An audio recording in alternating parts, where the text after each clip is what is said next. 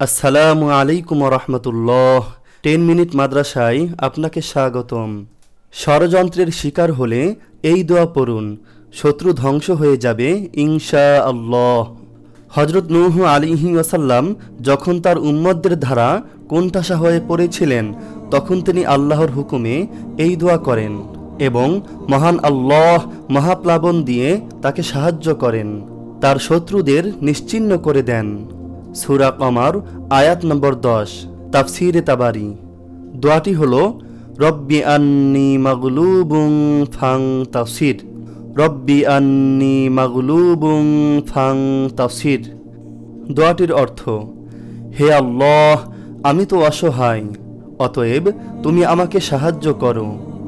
এটা অন্যভাবেও অর্থ হয়, যেমন হে আমার প্রভু, আমি পরাজিত, আপনি আমাকে উদ্ধার করুন।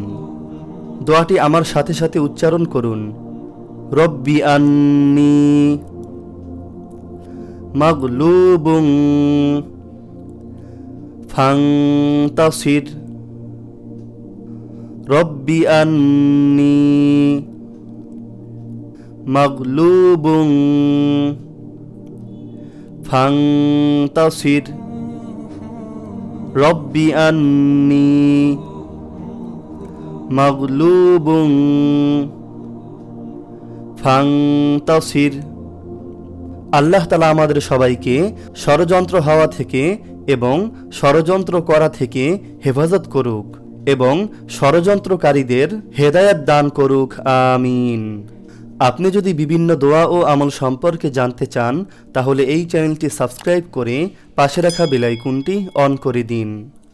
জাযাকাল্লাহ, জাযাকাল্লাহ।